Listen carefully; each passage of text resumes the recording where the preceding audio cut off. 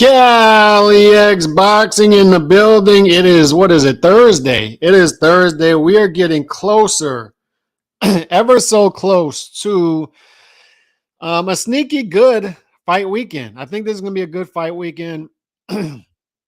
Possibly some upsets. We got some fights here in which close to even odds.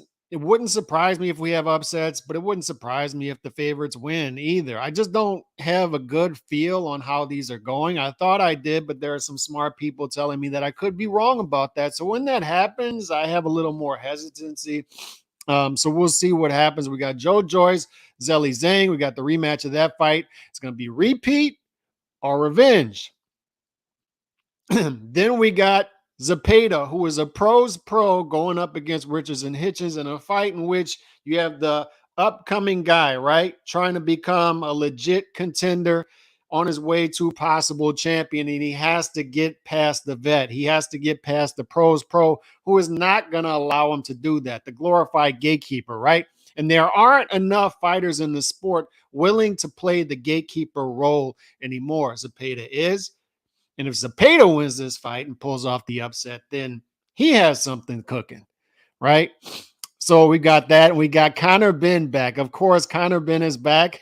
And you're going to see gnashing of teeth. You're going to hear, I heard yesterday, before the news was even announced, I heard the collective gnashing of teeth of Conor Benn is back. Oh my God. Conor Benn is back. He was supposed to be the poster boy for drug abuse. We shall never allow this guy to fight ever again. Ever again. The fact that Conor Benn is fighting again on Saturday and you tried to sneak the fight by us and put him in Orlando and announce it 4 days before the fight, this is a black eye for boxing. It's a black eye for boxing. Imagine that. Imagine a black cloud over boxing. Oh my God. Oh my God. So there's collective gnashing of teeth out there about Conor Benn coming back, and I'm happy. I'm glad Conor Benn's back. I'm glad he's back. I'm glad the Craig David lookalike is back. He's going to get back. Is he eating eggs? Is he not eating eggs? I don't know. I don't know what he's doing. Team Batman Boxing, salute to you. Y'all make sure to hit that like button as y'all come in. My first day back in a while, just doing a regular podcast. We've been doing the ACP, ACPX, once a week, maybe twice a week on this channel. So I'm back to regularly scheduled programming. And like I said, we got a good fight weekend this weekend leading into next weekend, which is the big one. Canelo's back. The only face of boxing, Canelo Alvarez, is back in action next Saturday in a big fight against Jermell Charlo. And I'll have some thoughts on that as well. Canelo is back. Let's see what we got as far as comments. Salute to Edward Castillo in the building. Team Batman Boxing. Impala, oh, woe's me. Conor is back. Face red, droopy eyes. HLD, salute to you, my friend. Peace to you. Stuck in jury duty. Thanks, Calix. Serge is in jury duty. Knock on wood, I've never been to jury duty. 42 years old, never been to jury duty. Knock on wood, it doesn't happen. I skipped one time and they sent me something saying like, don't skip. And then that was pretty much it. I've never been to jury duty. So like if it's a murder case, Serge, try to get on there. That'd be a cool thing to do, right? Boxing pound for pound Jack, what's up? Saludos to Jesus M. You've been out of that college football binge. Not exactly. What I've been doing is my kids have like a million activities going on. So I'm just trying to get into that, having contractors at the house. So now I'm in a groove again. Now I got the schedule set. Evening's going to be a no-go for me, but I'm going to be back on this time, regularly scheduled. Salute to Impala. Get people back trained to come back to the channel around this time. The zone card, Saturday, Hitchens versus Zepeda. I like that fight. And I like Conor Benn. Conor Benn, the Craig David lookalike, is back in action. I love it. Really looking forward to Zhang versus Joyce, too. Should be a banger. Let's start there. Good segue. Let's start with that. I watched Zhang completely and utterly destroy Joyce in the first fight. And obviously he was undervalued, right? Because he was a pretty heavy underdog going in, and Joe Joyce was moving up the rankings. And oh, it's going to be Joe Joyce. Joe Joyce is the guy. Joe Joyce is going to be the guy. And I'm a Joe Joyce fan, but I watched Joe Joyce in that fight. And Joe Joyce, we all say he's slow, right? He's slow, but at the same time, the guy throws 100 punches around, high output for a heavyweight, hell of a chin, heavy handed. You're heavy handed, you're throwing that many punches at a heavyweight. It's ridiculous. It's ridiculous. So it makes him a handful. And on top of that, he's throwing punches there. So no wasted movement, right? I like what's going on with Joe Joyce.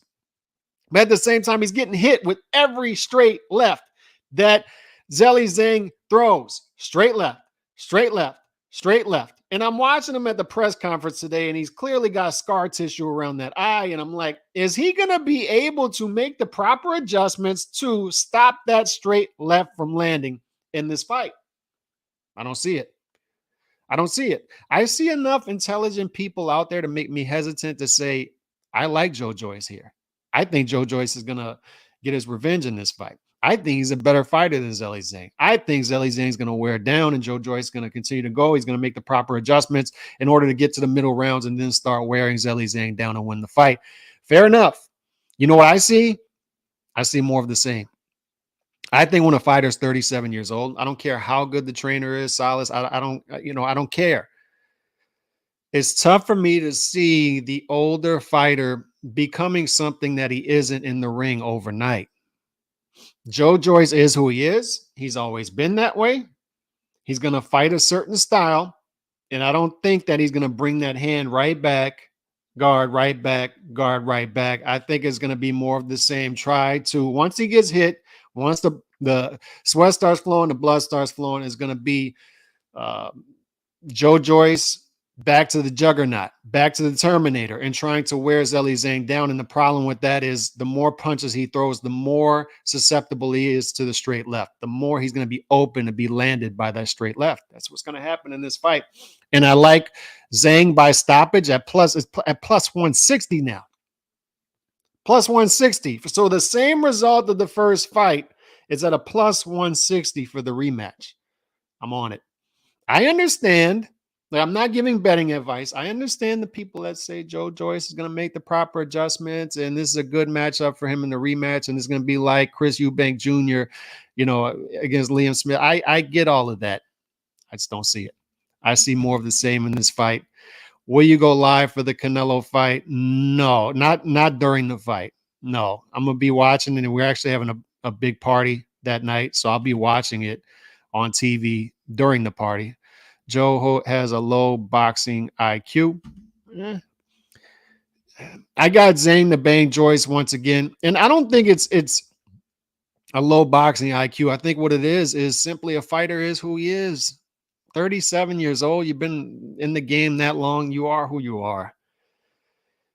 Is Zhang continues to be an undervalued fighter, in my opinion. There are guys like that. Like Carl Froch was like that. It's like, how many fights you're going to undervalue this guy? How many fights is this? You have a guy here who destroyed his opponent in the first fight, and now it's a betting toss-up in the rematch. Once again, undervalued. And I agree with HLD. I got Zhang to bang Joyce once again. Pause. Salute to Bruce Gass.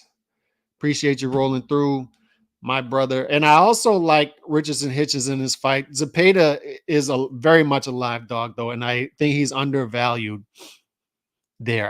Hitchens is a minus 450 favorite, 4.5 to 1 favorite, I believe, 5 to 1 favorite. I think Zepeda is undervalued there. Zepeda can win that fight. It would not shock me at all if Zepeda pulls off that upset at all.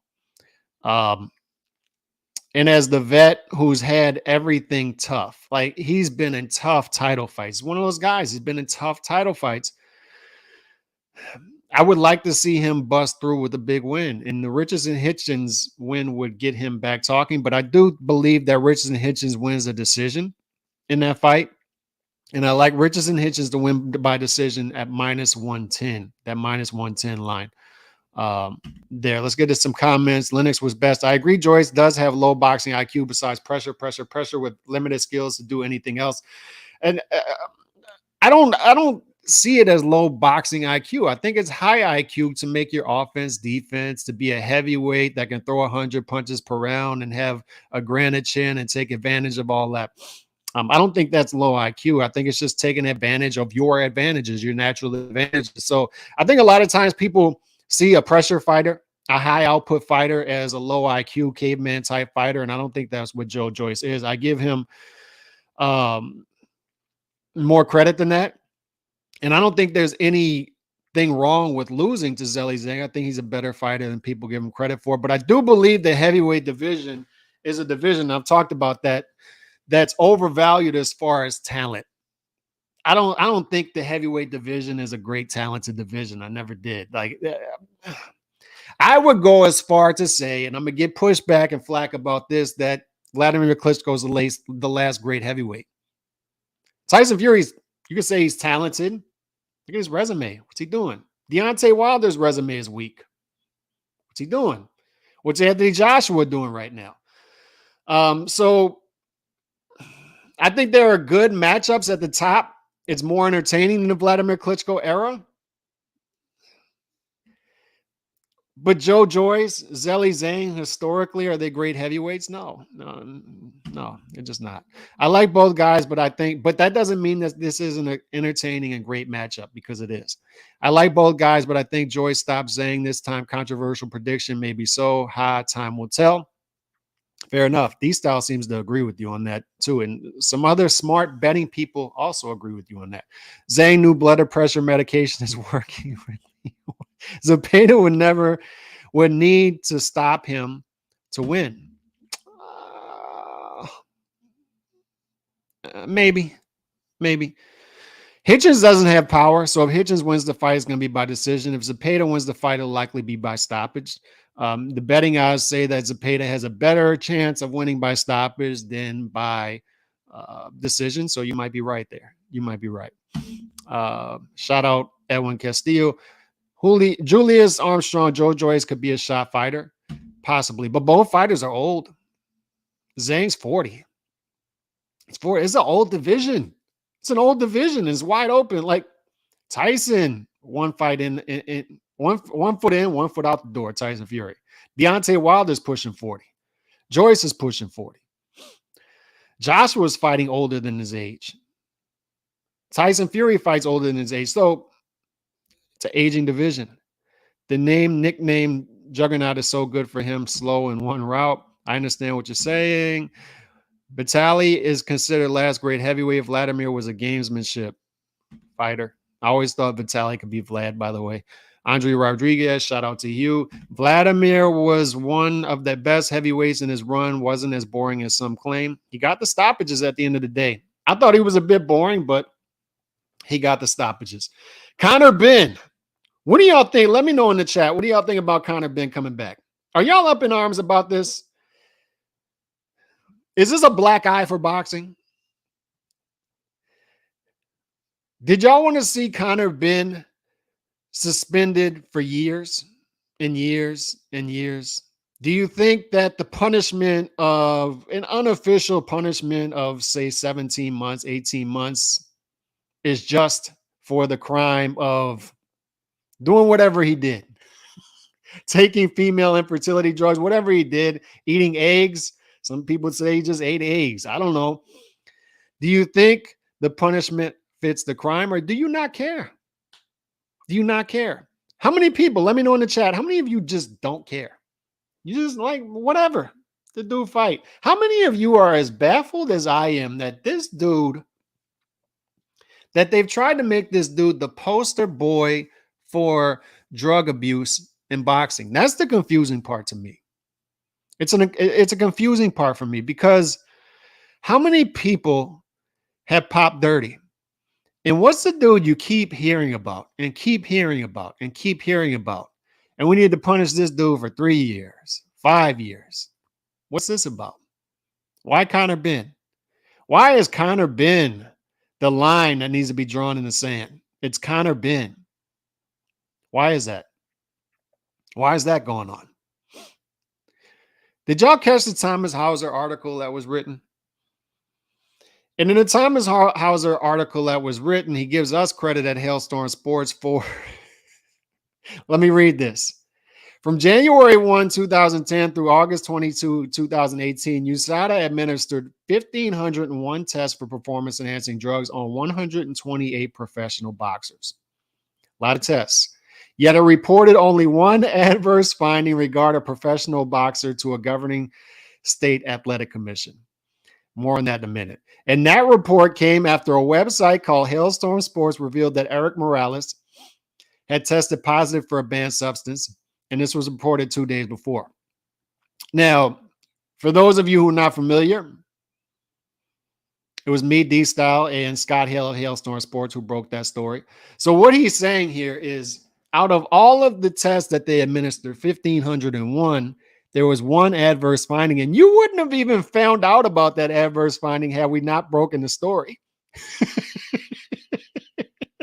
And that's almost a decade. And we didn't even get credit for breaking the story. This was a teachable lesson for me as far as the media, boxing fans. I only need to learn once. This was beat into my head when I was a kid. You 2 times is your fault. You only need to learn once. What I learned during this was when we were breaking the story, Twitter was destroying us. Y'all are too small of a website. It's not true. It wasn't confirmed yet. We just broke the story around early afternoon. Got destroyed, raked over the coals. You don't know anything. You're a small website. A couple hours later, what happens? Fight Hype breaks the story. Dan Rafael breaks the story. No credit. So that taught me right there, number one, there is no boxing media. There's no journalism. There's no journalist ethics out there. They're just going to take the story. You're too small. Nobody's going to know anyway. We're going to take the story. We don't care that you've been raked over the coals the past couple of hours. We're going to break the story. So I learned about those people. I also learned about boxing fans. Boxing fans don't care. If it's their favorite fighter getting popped, wipe it under the rug. If it's a hated fighter, they'll drag them. But there's the hypocrisy there. There's also the hypocrisy, furthermore, of the media in that the media doesn't care. They're going to pretend to care. What do I mean by that? How many drug cheats are these dudes voting into the Hall of Fame? And I have no problem with that. I have my own Hall of Fame. I was talking to Chauncey about this, texting back and forth yesterday. I got my own Hall of Fame. Boxing Writers Association of America. We don't recognize the BWAA in the Calix household. We just don't. We have our own. It's called the Calix Boxing Association of America. And we recognize our own Hall of Fame fighters. We do what we want over here. Just as a boxing fan, we don't recognize all that other stuff. And what I learned a decade ago in breaking that story is that nobody cares. Nobody cares. And I'm not going to sit here as a boxing fan and pretend to care. I'm just not. The writers don't care. If they did, they wouldn't be voting drug cheats into the Hall of Fame. They wouldn't be so inconsistent in who they go after and who they don't. The treatment of Conor Benn, I'm not going to act like Conor Benn is some sort of victim. He's not, but I'm just saying it doesn't align with how they've treated other drug cheats. They've been going after Conor Benn harder than other fighters that have popped dirty. Don't doubt me on that. You should see it. You should see it out there.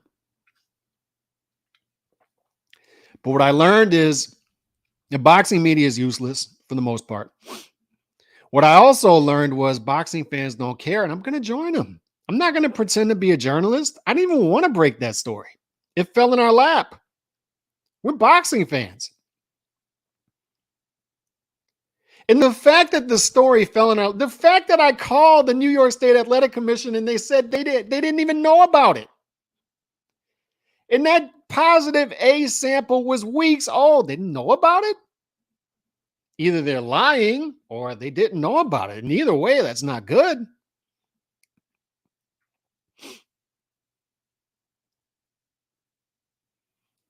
Either way, it's not good. So I see this play out and I'm looking at this as a boxing fan and I'm like, nobody's going to get a hold of this. And on top of that, if you read the Thomas Hauser article on drug abuse, PEDs, where we stand, what it says is every single time a fighter pops dirty, what's the one of the first things they do? They get legal representation. Legal representation goes after the drug agencies, whoever, the sanctioning bodies, whoever they go after, athletic commissions, and they make it expensive for these organizations to defend themselves over positive A samples. So what happens? The organizations just say, yeah, whatever. Let's just settle something. Let's just settle something and move on. I don't feel like battling this. It's too expensive. And that's why we get to where we're at, to where nobody really cares, fellas. People are going to virtue signal out there and say Conor Benn being back is a black eye. It's a black cloud for boxing. It's terrible for the sport. Is it? Is it? I'm glad Conor Benn's back. Glad he's back. This whole drug thing, I guess I'll have to be the guy to say it since everybody's afraid to say it. It's just another obstacle in the way of us getting our fights. That's my position as a boxing fan. They forced me into a libertarian viewpoint of this. Because nobody's going to get a hold of this. Nobody. Nobody's going to get a hold of this. And 98% of them don't care. They have to pretend to care. So what I'm telling you as a boxing fan is don't pick up their slack. Don't act like it. You shouldn't be caring about this stuff more than they do. They always guilt boxing fans into picking up their slack. They always guilt you into speaking out against your own interests. Your own interest here is to get the fights. Your own interest isn't to care about drug testing. Let them do that. Why in the hell, as a boxing fan, do you care about drug testing? As a basketball fan, I don't care NBA drug testing. Who cares?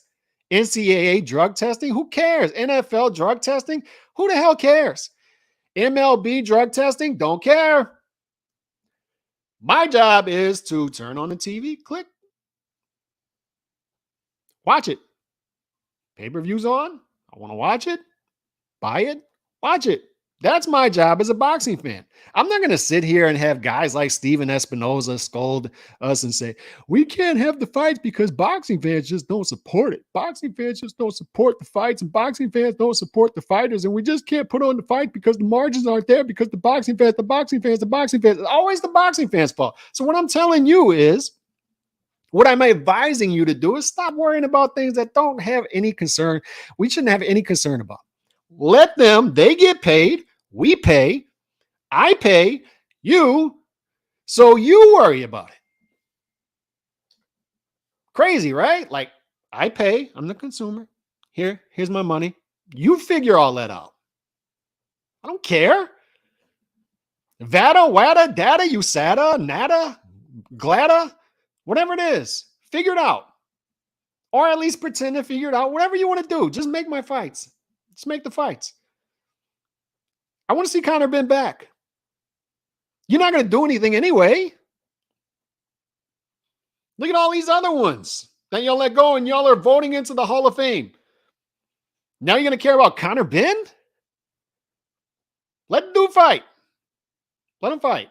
Orlando, let him fight in Texas, let him fight in the UK, Australia, wherever he wants to fight. Let him do a fight.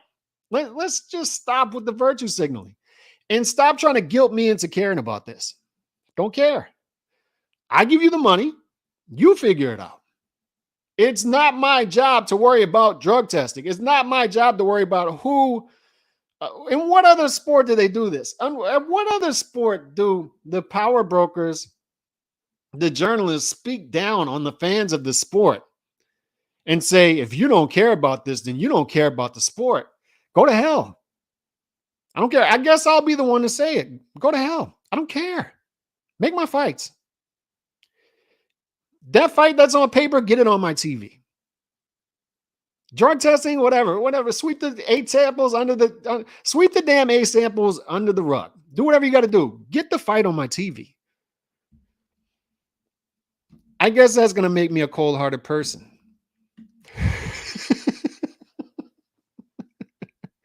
I'm not being sarcastic. I am not better than this. I'm sorry. People always tell me when I make comments, like commonsensical comments, you're better than that. I guess I'm not. I'm not better than that. I'm sorry. I'm not. You should care. You should. Why should I care? Why should I care more than the people putting on the fights? I'm giving them money. You figure it out. I'm here to sit on my couch, my futon, put on my AC, be comfortable, and watch the fight.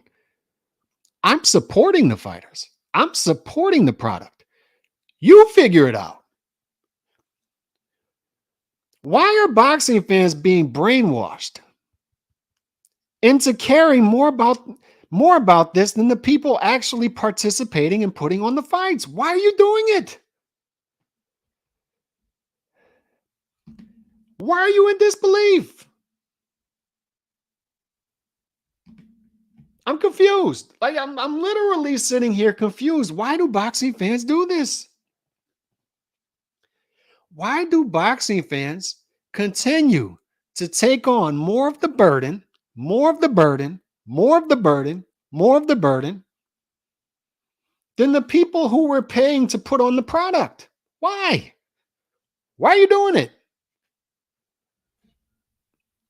Do what you want, man. Like, do what you want. If you want to care about drug testing, that's fine, but do not shame people who don't. Because this is what I learned a decade ago. There is no getting a hold of this. You read the article, the Thomas Hauser article. We are the ones who are responsible for the only USADA adverse positive test in a decade. Us, Hailstorm Sports. Me, I called the Nevada State Athletic, the New York State Athletic Commission. So AP the Great 28, you can talk down on me all you want. You can call me whatever you want. I learned my lesson. I learned it. We broke the story. And what happened? Eric Morales gets voted into the Hall of Fame. He still fights. Danny Garcia gets a higher percentage because Eric Morales tests positive. The fight still goes on. The fight still goes on. You would have never heard of that positive A sample. It would have been swept under that rug forever had we not broke the story. I only got to learn the lesson once. I'm not going to do their job for them. I'm not going to care more than they do. Eric Morales still gets voted into the Boxing Hall of Fame, and you're going to pretend like they care? Test positive, gets voted into Hall of Fame, and you're going to sit here and pretend like they care. You're going to sit here and pretend that if you care, and we collectively care as boxing fans, that they're going to care. I got some land in Antarctica I would love to sell you. Love to sell it to you. A bridge in Brooklyn, I got one of those too. You want to buy it? Want to buy it? Love to sell it to you.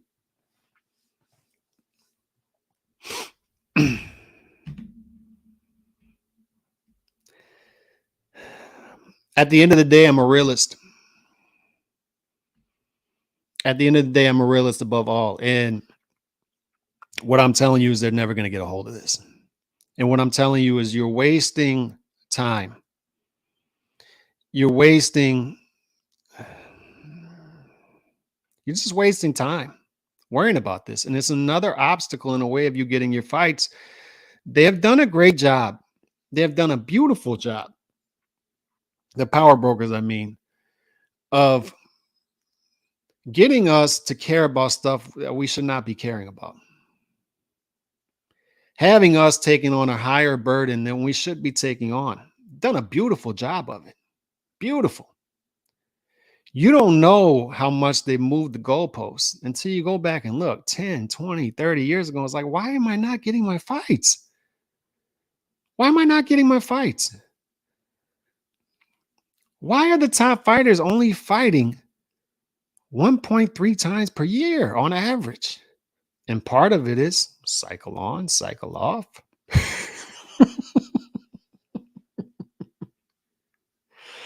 And I'm supposed to sit here and care about a top 10 welterweight, like get him back in the ring. I'm sorry. Sorry. And this drug testing, I'll take it even further. This drug testing, is it causing more of an uneven playing field than if we just didn't drug test at all? Boy, I know how that's going to be taken. I'm just trying to think this through, though.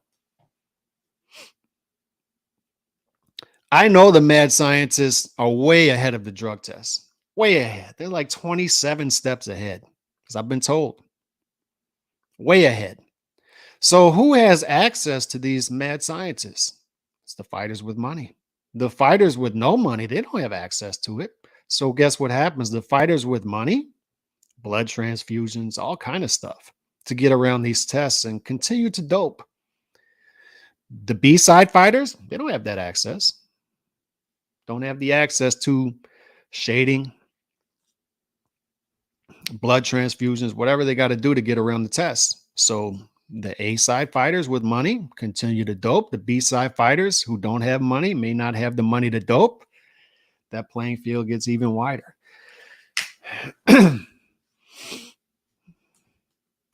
At the end of the day, man, boxing, you need to have nuance. It's the best sport to weed out who has critical thinking skills and who doesn't. It's one of the reasons I like it. Basketball is easy to follow. Football is easy to follow. Baseball is easy to follow. Soccer is easy to follow. It's all easy sports to follow. They don't involve nuance. All the best play each other, rankings that make sense, and it doesn't involve nuance. Boxing involves nuance. It involves nuance. And drug testing is just another barometer for critical thinking skills that I've seen.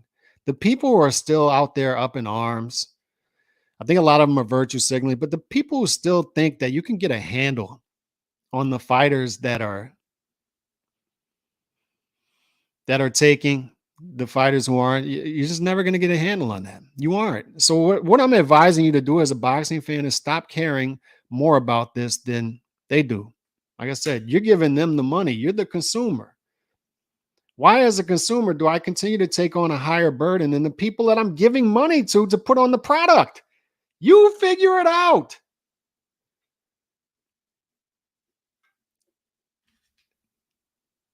Put on the fights, sign some fights, and just let me know. Let me know when I got to show up, and I'm going to show up. And that's my job.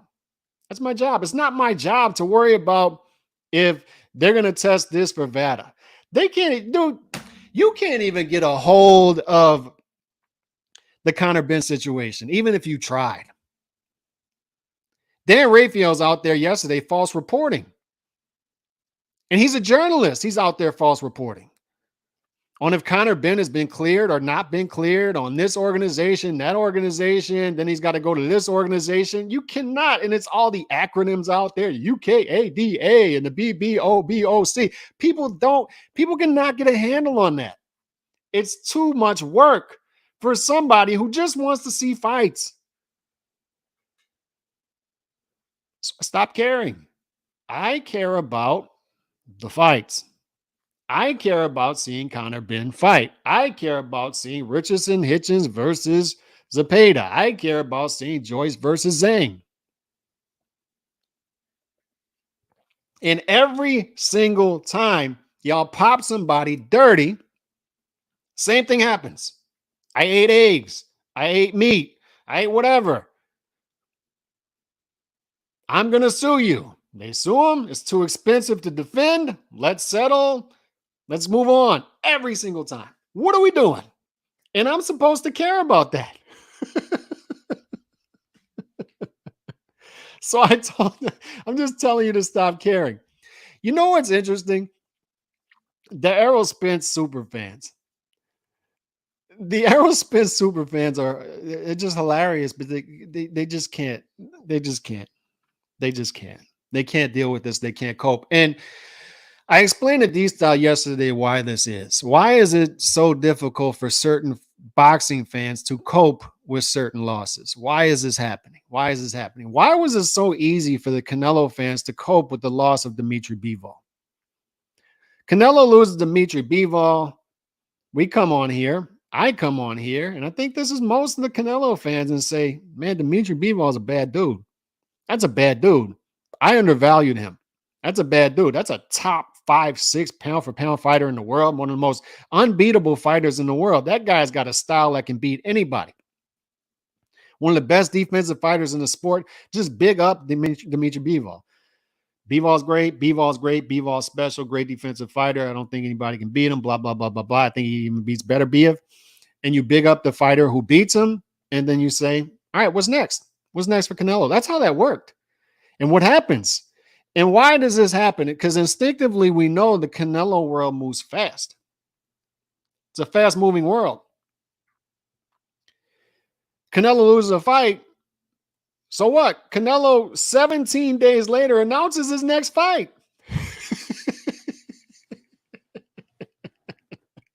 He announces his next fight, and the fight that he announces does a $22 million live gate, 1 million pay-per-view buys. I go out there. It's beautiful. It's a great fight. Great environment. He puts the trilogy to rest, and everybody moves on. Everybody moves on. And that's how that worked. The Canelo fans, despite what Canelo's opposition tried to make Canelo fans out to be, like Canelo fans were butthurt. Like Canelo fans were complaining about the weight. It just didn't happen. Instead, what happened? Everybody big up Dimitri Bivol and said, all right, let's move on. Let's move on. Thank you for giving me the fight, Canelo. Thank you for challenging yourself. Thank you for trying to go up another weight class and fight the best fighter in that weight class. Good for you. Good for you. Let's move on. And we did. That's what happened. But part of that is activity, and activity matters. And it's easier to bounce back from things when you know your fighter is active. When the fighter knows he's active, the fighter will be more ready to take on challenges when he's active. If I lose this one, guess what? I'll be back in 6 months. I'll be back in 4 months in that case. And the fan base, the losses don't hurt the fan base as much. The fan base is generally happier. We're going to see our favorite fighter. The O doesn't matter to us. It just doesn't matter. But with certain fan bases, the O doesn't matter. And the inactivity of the fighter makes each fight more high stakes.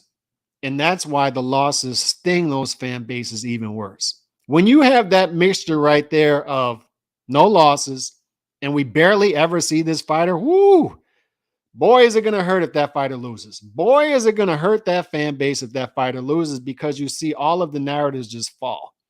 Just fall. Like the Berlin Wall. It just came down. Errol Spence is a top 4 pound for pound fighter, which I never understood, by the way, but top 4 pound for pound fighter. This is the fight of the century, right? Between two of the greatest welterweights of all time, right? And then we see Bud get in there and completely annihilate and destroy Errol Spence like Floyd Mayweather did to Arturo Gatti. And it hurts. Why? Because it's not believable that is one of the best welterweights in history, number one. And number two, they don't know when they're going to see their guy again. And number three, they didn't even have their talking points ready for a beatdown that bad because they just couldn't see it. They couldn't envision that guy could lose in that manner. So their talking points were not ready. Their talking points were ready for a close decision loss, robbery. They can talk about robbery and judges and the referee and the ring size and the gloves doing this, right? And then possibly the trainer, Derek James, they could throw him under the bus and say he poisoned Errol Spence, whatever. But none of it's believable because it was such a beatdown.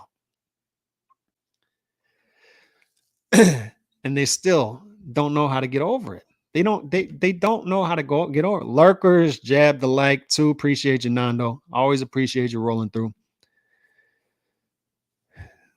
But they don't know how to get over it. They'll never get over it. They will never recover from that Errol Spence loss. They just won't. Same as Deontay Wilder fans. And why is that? We've seen Deontay Wilder once since he lost to Tyson Fury. Once. But part of it is this. We've spoken a lot about journalists so far this show, and we'll continue that. When I see Tank Davis in the top 10 pound for pound in major publications, I just shake my head. It's like, how does that happen? It's not just Tank Davis super fans anymore overrating this guy and saying, oh, he doesn't have to prove himself against top fighters. It's the journalists doing it now. These are major publications saying, I don't need to see anymore, just the eye test. This guy's number 7, number 8 on the pound for pound list.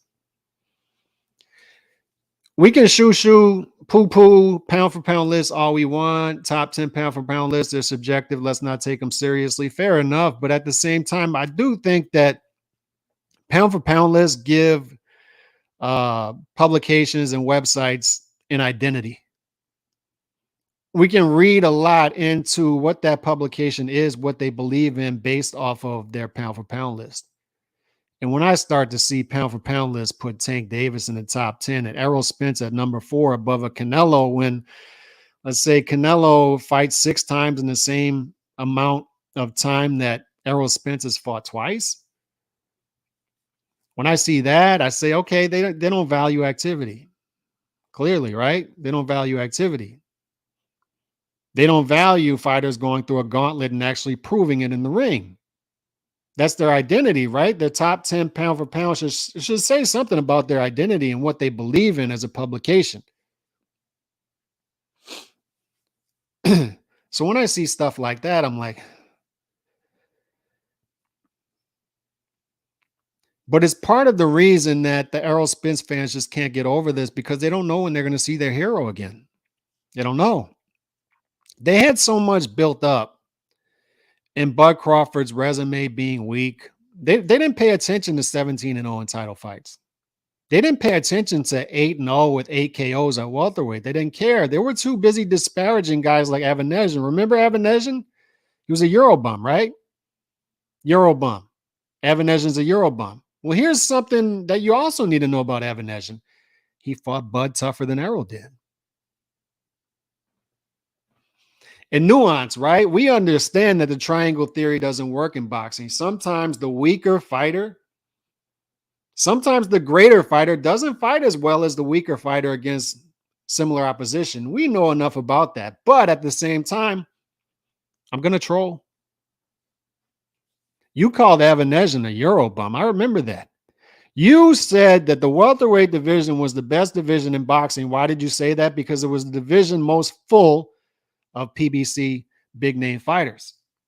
Yet they had a guy in the top 10, number 8, number 9 in this division, in Avanesian, who's a bum. And I'm asking the question, how is a Euro bum in the top 10 in the best division in boxing? You're saying it's the best division in boxing. Yet you're saying a guy in the top 10 is a Euro bum.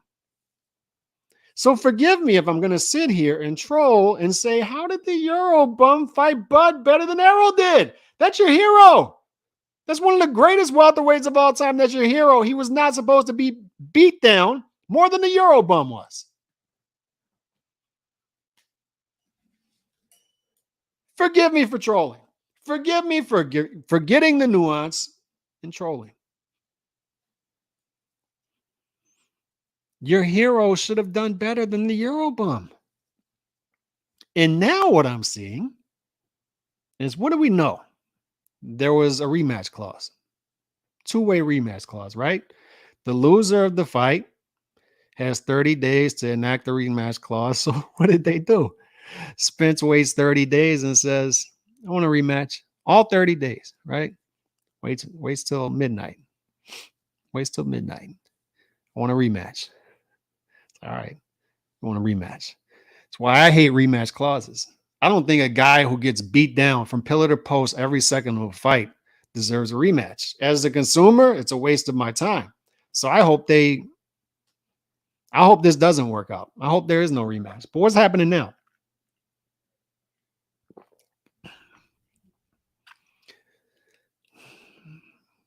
$147, $154. Where's this fight supposed to happen? So what happens? A couple of days ago, people are saying Bud Crawford wants the rematch at 147. And Bud Crawford never came out and said this, but so what did Errol Spence fans do? They came out and ran with this and said, oh, he's ducking EJ at 154. He's ducking Errol at 154. He doesn't want that 154 smoke. He doesn't want to fight Errol at 154 because he knows what would happen if a non-weight drained Errol Spence got in the ring with Bud Crawford.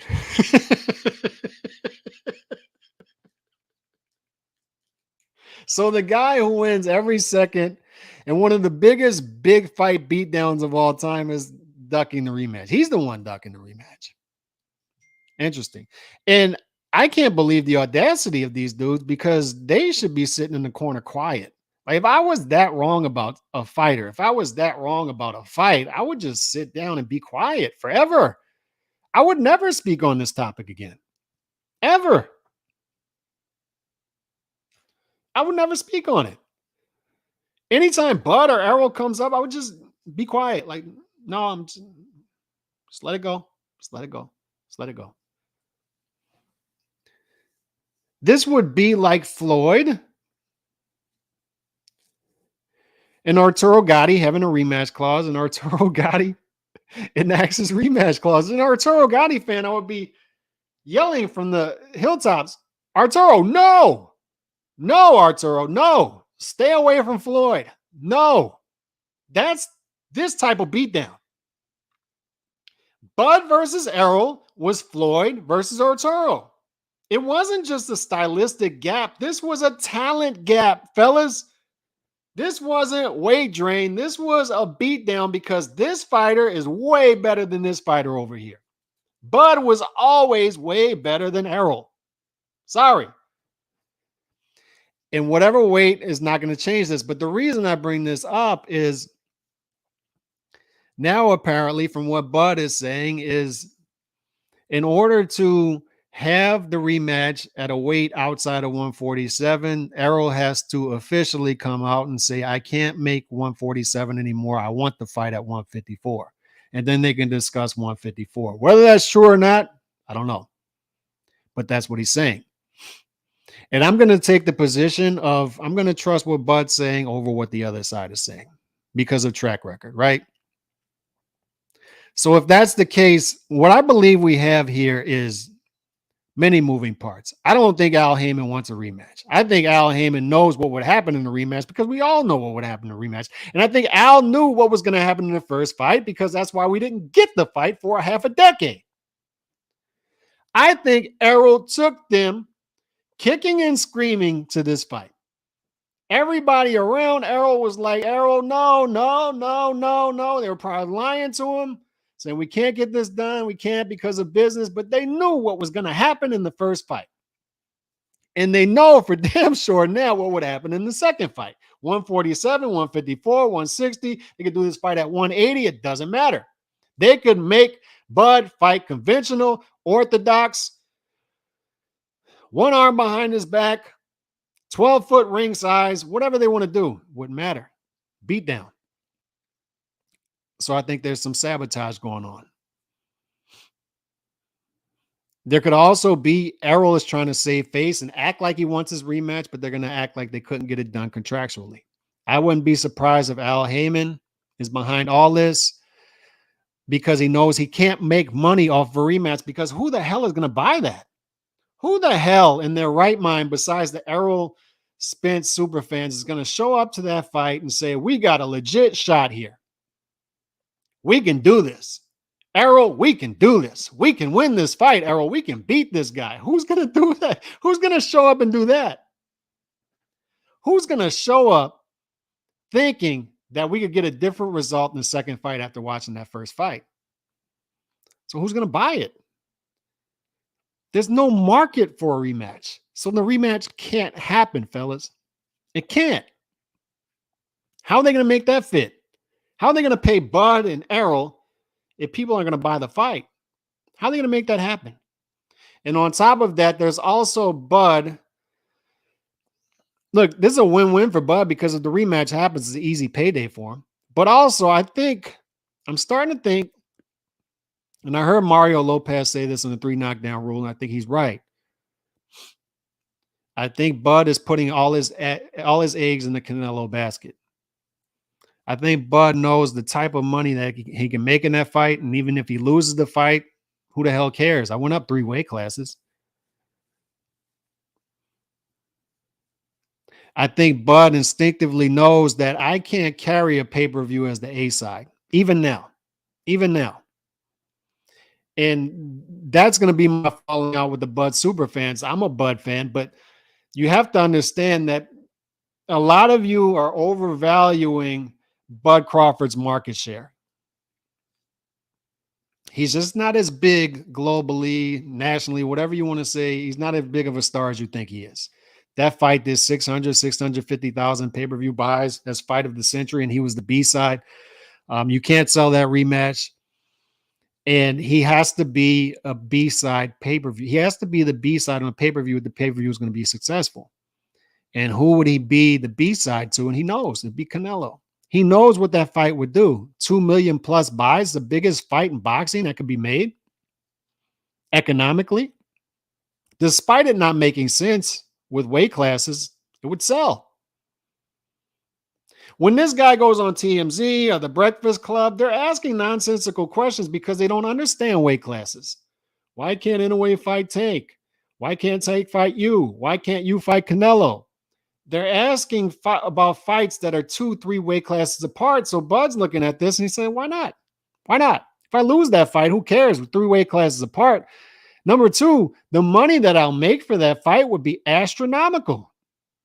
And I don't have to carry the pay-per-view once again. I'll just be the B-side. I'll let Canelo carry it. So what throws the monkey wrench here is WBC came out yesterday, I believe. I saw Samson tweet this out, that I think Canelo would have to fight Benavidez next if he wants to keep that WBC belt. Now, if they bring Canelo versus Bud to the table, possibly that goes away. But I'm just saying the WBC, it seems, has the impression that Canelo versus Benavidez is going to be next after Benavidez fights Boo Boo and Canelo fights Mel. That's if they both get over those fights, which is a big if. Those are not easy fights. It's not easy fights. Mel's not an easy fight. Boo Boo's not an easy fight for Benavidez, at least on paper. They have to get past those. And the WBC is saying Canelo versus Benavidez should be next. So that would be the monkey wrench in that. But that's all I'm saying. And here's another thing to the Arrow fans. I want to make this very clear.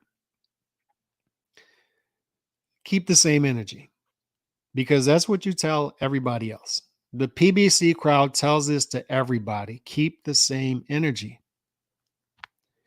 When Ryan had to go over there and fight Tank, and he had to agree to 136 with the 10-pound rehydration clause and everything under the sun, he couldn't do the original tune-up that he wanted to do in October the year before. And they dragged him along. And they did the same thing with Bud. Dragged him along. Now the rabbit has the gun, and you got to keep the same energy. Bud can dictate whatever he wants. Guess what? Because he's the A side. And how do we know he's the A side? Because he's now the bigger fighter. Number one, everybody's out there talking about Bud, not Errol. The only time they're talking about Errol is with the funny memes. And number two, the contract states that he's now the A side. So now he gets to dictate the terms. So now you have to keep the same energy. So if Bud says 147, guess what? Make 147 or get the hell on. Keep the same energy. Ryan had to agree to everything to get the Tank fight. The PBC crowd does not believe in keeping the same energy. They tell everybody else to keep the same energy, but they don't keep the same energy themselves. And how do I know this? Because when Canelo wanted to become undisputed, he was told, you got to cross the street to become undisputed, although he's the ultimate A side. No. The zone, no, you got to come to Showtime. No, you got to fight a 2-fight deal. I know you like working with Eddie, but you got to come over here and sign a 2-fight deal. No, I'm not going to sign a 2-fight deal. Then he has to come to Showtime. He has to throw Caleb extra money on top. Caleb's making 10 million. Caleb Plant made 10 million. That's what Canelo had to do to get the fight because PBC doesn't believe in keeping the same energy. Neither do the PBC fans.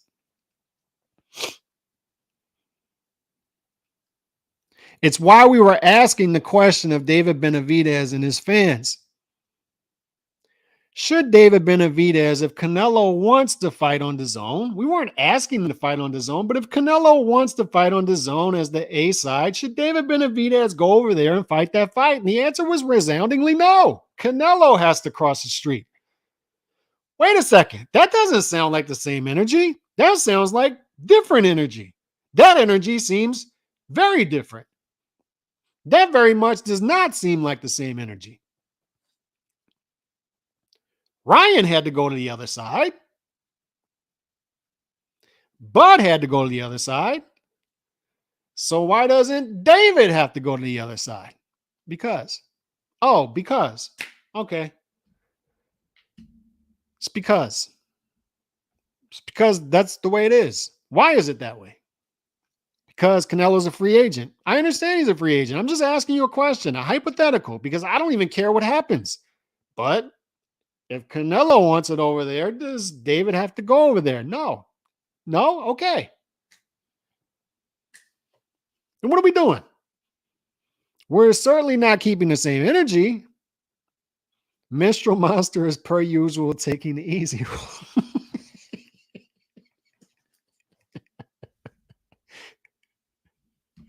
Like Manny Pacquiao was. Yeah, you're right, Nando. Nando's always on point. Always. Got to give it to him. Always on point. But Canelo not happening, pipe dream, possibly HLD, possibly. And to be honest, I don't need to see that fight. I don't need to see Canelo versus Bud. I'd very much like to see Canelo versus Benavidez. I'd very much like to see Bud versus Tim Tszyu. Shout out my guy Chauncey who watched this in playback. He was all kind of slander. Send me all kind of slanderous text messages last night about Tim Tszyu, how high I am on Tim Tszyu, and you know, I'm not showing enough fighters respect because my Hall of Fame, my personal Hall of Fame, only has a handful of active fighters in it. All kind of nonsense, and I'm just sending Chauncey thumbs down emojis, thumbs down emojis, thumbs down emojis about his comments. So shout out to Chauncey. But I told him I'd like to see Bud versus Tim. I'd like to see Bud versus Mel after this fight, no matter what happens. I'd like, if Boots wants to move up to 154, do that fight. I'm fine with that. I'd like to see those fights. I'd like to see Canelo versus Benavidez. That's just me. That's just me. But I think the WBC thing, hopefully that puts the monkey wrench in this to where we get Canelo versus Benavidez next instead of Canelo versus Bud, because I very much think that Al would love to see Canelo versus Bud. Why? Because Bud's expendable to him. And he knows the numbers that would do. He just knows the numbers that would do.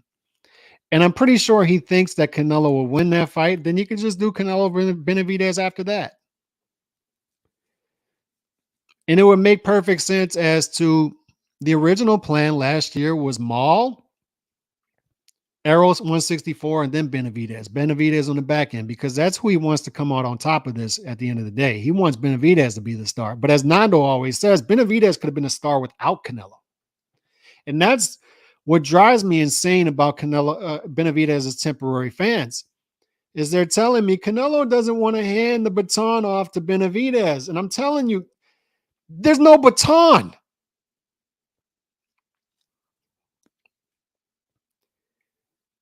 Is Bivol a star? Bivol beat Canelo, right? Refresh my memory. He beat Canelo. Does he have the baton? Is Bivol walking around with the baton? No, he's walking around there without a fight. There's no baton.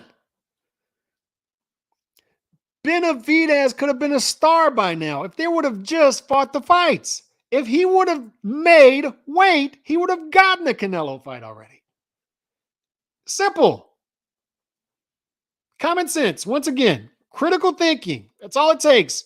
He didn't need Canelo to be a star. David Benavidez is marketable. He's got a fun style. He's entertaining. All he has to do is go out and fight the fights. They've been hiding this dude. Monsters don't hide. People hide from monsters. Nobody's hiding from David. Morrell Jr. wants to fight David. Why would he want to fight a monster? Boo Boo wants to fight David. Why would he want to fight a monster? Caleb wanted to fight David. Caleb wanted to fight 5 years against David. And David's promoter marinated the fight for 5 years. He admitted to it. Monsters don't hide. People hide from monsters. So how is he a monster? I'm confused. Once again, just sitting over here confused.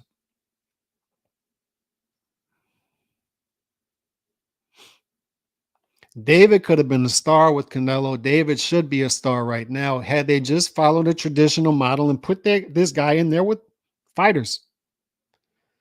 That's it. That's all it would have took. And look, I like this year for Benavidez if he ends up fighting Boo Boo. Fights Plant, fights Boo Boo. That's a good year.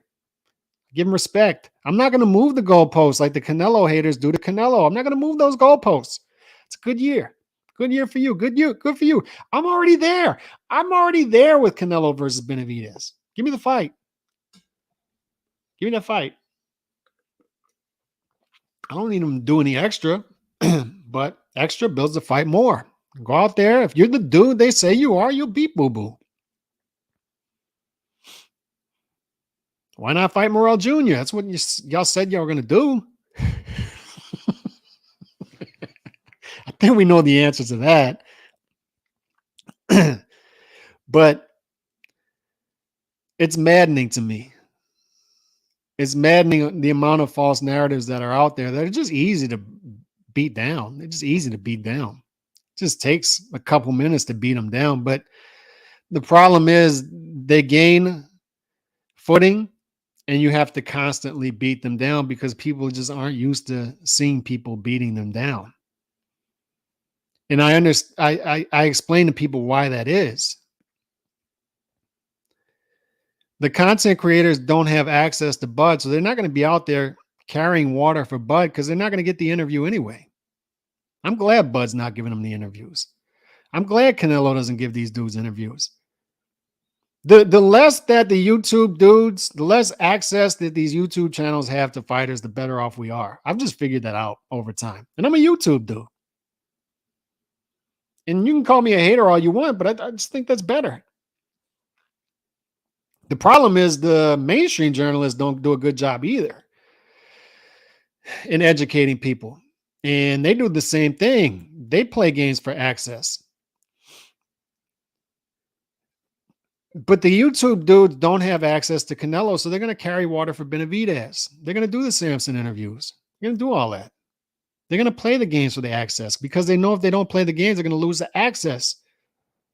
How else would they have these terrible takes? There's no way. There's just no way they actually believe this stuff. There's just no way. There's no way. They're playing the games.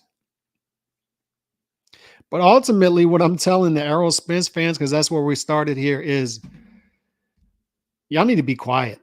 I need to just be quiet. Just take the L. If you would have just took the L from the beginning, it would have been fine. Just humbly take the L and say, look, we messed this up. We botched this thing from the beginning. Y'all were right. Y'all were right. He's not anywhere close to Bud. Y'all were right. Bud was number one from the beginning. Y'all were right. Y'all were right. We'll just leave it alone. We'll leave it alone. We will leave it alone. We promise we'll leave it alone. We don't need a rematch. Learn from the Canelo fans. Learn from us. We're happy. We're walking around happy. Our fighter fights. Our fighter fights the best. And we're walking around happy. And our fighter loses. We know he's going to announce another fight in less than 3 weeks. It's beautiful. It's a beautiful relationship. We give him money and he just goes out and does the work. I've talked about this. So when he loses the B-ball, it's like, all right, Canelo, you tried. You can't beat that guy. We don't need to see it again. We don't need to see it again. Props to Bivol. Good for him. We don't need to see it again. Let's move on to other things. Be that way. Learn from the Canelo fans. Learn from the happy fan bases. Learn from them that we don't have to be over here miserable. We don't need our guy to go fight Bud again. Why would why would you send him out there again? Why would you send him out there again? It's like there's a kid outside, and you can tell that kid is he's probably a terrible kid, and he's very tough, and he looks way bigger than your kid, but like go out there and fight him. Your son's looking at you like, go and fight him. Yeah, go and fight him. And then your son gets beat down. He comes in with all kind of black eyes and blood. And then that kid comes back a couple months later. You say, go out and fight him again. Why are you going to send your son out there again? Why are you going to send your hero out there again to lose to Bud that bad? Why would you want to do that? Why would you want to do that to your hero? Why? I don't need to see it again. On that note, man, I'm out till tomorrow. God bless. Peace.